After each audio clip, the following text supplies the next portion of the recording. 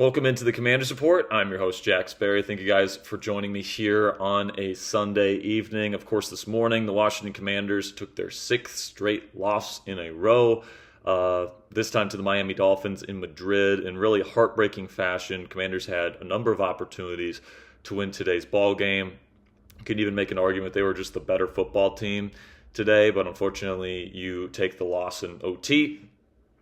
And in really disappointing fashion, you have to make a great stop in the fourth quarter at the goal line. You got a chance to drive down the field. You're doing it, and then all of a sudden you just stall out at the worst possible time. Matt Gay misses the game-winning field goal, and then Marcus Mariota, first play of overtime, throws the ball right to the Dolphins defense, and a couple plays later, a couple good plays from the Dolphins offense, and the game's over. So very disappointing game. Obviously, I thought the defense showed up for the most part today, especially, compared to their prior performances. This was their best performance in a long time with Dan Quinn calling the plays defensively. We'll talk about that later in the show. And the offense, that certainly played pretty decently, especially when Marcus Mariota was in there. They were in Dolphin territory very, very consistently. It's just a couple things kind of held them back. And, we'll talk about some of those things on today's show. I got 8 takeaways coming out of this ball game that I want to share with you guys on today's show. Make sure you guys click that subscribe button if you haven't already. We went live this morning for the Madrid game. It was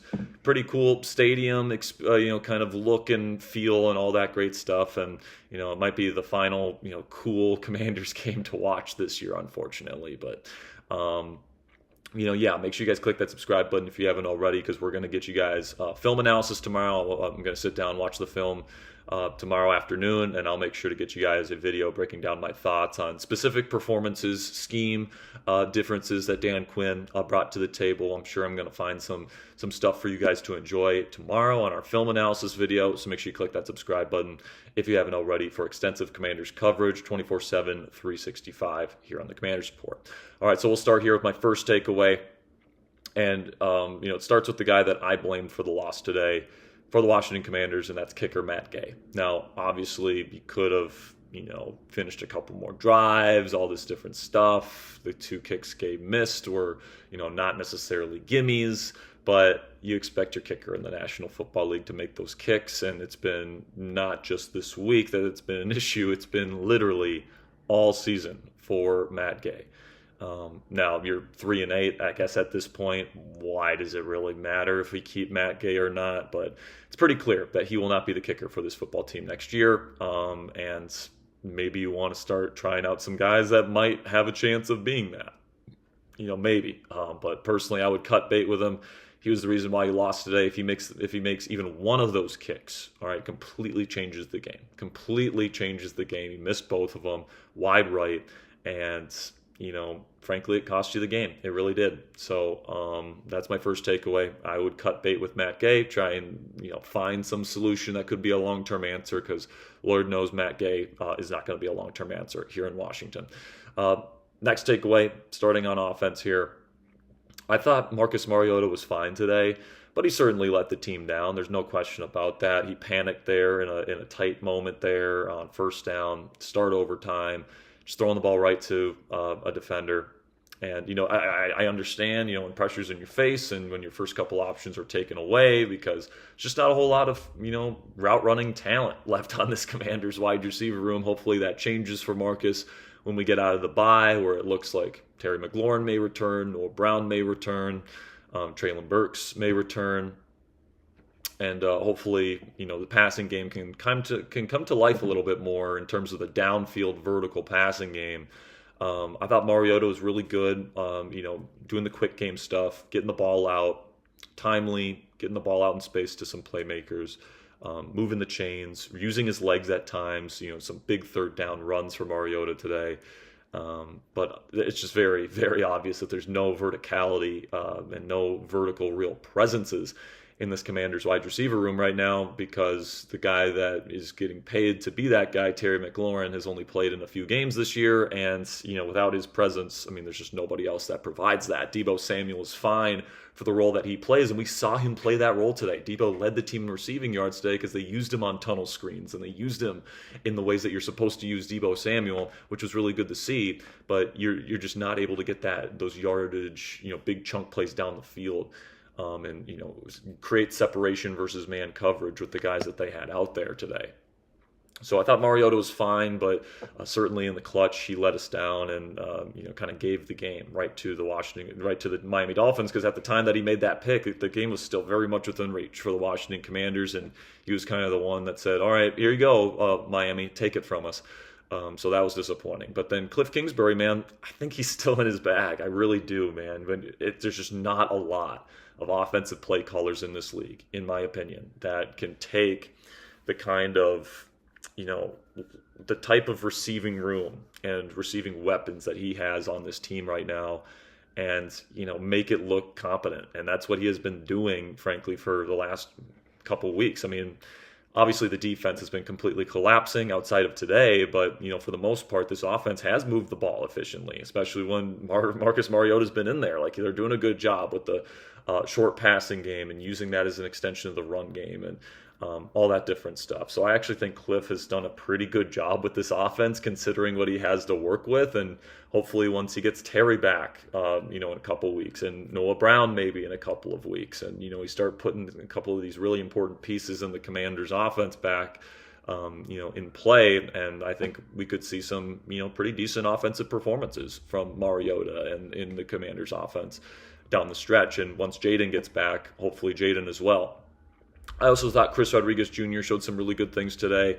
Definitely showed promise. He's still a younger guy. He runs with a lot of fire, and he runs with a lot of power as well. He's shown a lot of promise ever since he was drafted, a few years back. So he's been somebody that's been put down, castigated down on the totem pole throughout his time here in Washington. He just keeps fighting, and he's gotten the start the last 2 weeks, and today was really the week where he shined, and he was the best running back on the team today. Bill showed some flashes today as well, but I thought Chris Rodriguez Jr. fought hard, fought for extra yardage, moved the pile forward the way that you expect a number one running back to do. So that was good to see. Now moving on to the defensive side of the ball. And I think it was pretty clear that Dan Quinn's play calling made a difference today. Now, I'm excited to see tomorrow on the film exactly what those changes were, in terms of, how much man, how much split field coverage, how much zone, how much, all the different things that you look at.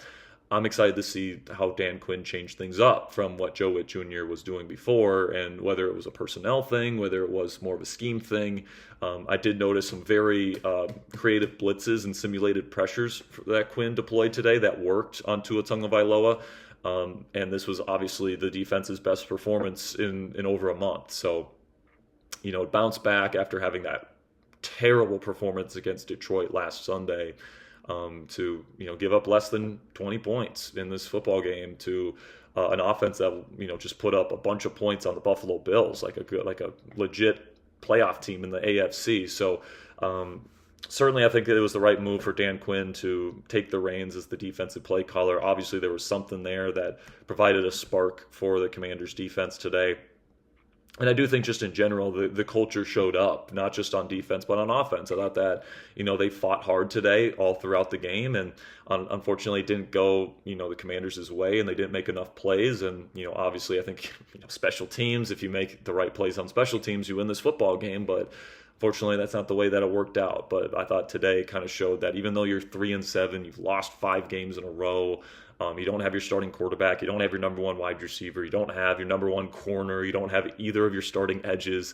That these guys are going to go to bat, and these guys are going to go work for Dan Quinn. And I do think DQ's culture is still something that can work here in Washington. I'm still a firm believer in that. I believe he's a good culture builder.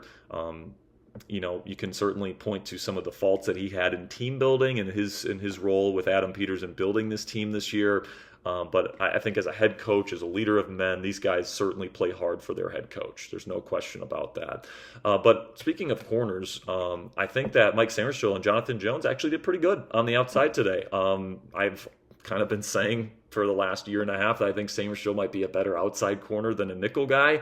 Sainristil's just not very physical in the slot, and I think in today's National Football League with a lot of these bigger slot guys and, these number one type receivers, they don't just play exclusively on the outside anymore. They're great route runners, and they like to utilize them in the slot and, use them in bunches and stacks and all this different stuff. And I just think it's more beneficial to play that big nickel style of defense where you have that bigger slot and more physical slot player. Sainristil just doesn't really bring that to the table. He's much more of an instinctive, kind of zone defender where if he can have his eyes on the quarterback, he's actually pretty darn good at reading things out and playing with instincts and with good ball skills. He dropped an interception today. Obviously, he dropped a punt return after Jalen Lane got injured, and he had to go, try and catch a punt. And you guys know what I always say on this channel: if he could catch, he'd be playing offense. And obviously, Mike Sainristil plays defense, so certainly Sainristil had his role in the demise of the Commanders in this ball game. But I thought from just a pure coverage standpoint, I thought he and Jonathan Jones definitely held their own on the outside, and I thought Igbenogany actually played a pretty decent game in the slot. So this is probably one of the best I've seen the Washington Commanders cornerback room play all season long, and they did it without Trey Amos. They did it without Marshawn Lattimore, and those guys that we have, that we really came into the season relying on. Trey Amos is still a really good player. Not saying that Jonathan Jones and Mike Sainristil are better than him. Obviously, whenever you can get Trey Amos back, you put him out there. But certainly I was impressed with the increased play from the cornerbacks in this football game, and I do think Sainristil is probably the long-term answer at number 2 corner for this team. But my final takeaway for today's game, guys, and from today's game and today's loss is it's on to the future. Like, no matter what happens from this point in the NFC, there's just too many teams that are stacking victories and all that different stuff, and there's just pretty much no chance for the Commanders, even if they win out the rest of the year and they go 9-8. It's pretty much no chance they make the playoffs. So everything, and this has been the case for the last couple of weeks, but it's especially true now. It's all about the future. It's all about building up your young players, seeing who can be contributors in the future, and every single decision has to be about 2026 and beyond at this point, okay? And obviously, you want to win games. You might want to spoil some things for maybe the Eagles or the Cowboys, or it's fun to play spoiler at times and do those sorts of things. And I think this Commanders team is absolutely capable of doing that. They played better on defense today, and I think that hopefully with Dan Quinn calling the plays, that can stick around. And when you get Terry McLaurin and Noah Brown back after the bye, and then maybe even eventually Jaden Daniels down the stretch, this Commanders team can finish the season with their heads held high, with a couple of wins maybe, and go into 2026 feeling pretty good about their chances of bouncing back. So that's where I'm at this point, guys. Obviously, it sucks that Commanders are sitting at 3-8 after such high expectations. It sucks to lose 6 games in a row. It feels like we're back to a couple seasons back in the Ron Rivera era with Sam Howell at quarterback and all these different things. But I promise you guys, there's going to be better days on the horizon. We're going to be covering every single one of those days here on the Commanders Report. Probably going to get into some early offseason content here, maybe look ahead to some free agency stuff, look ahead to maybe doing some NFL draft stuff, maybe a couple mock drafts. We're going to start taking a look here at the future construction of this Washington Commanders football team, as well as keep you guys updated on what's going on during the season, injury updates, when is Jaden Daniels coming back, all that different stuff. But certainly probably going to be shifting gears here on the Commanders Report over the next several weeks. Hope you guys stick with us here throughout this journey of the 2025 NFL season. Until next time, guys, hail to the Commanders.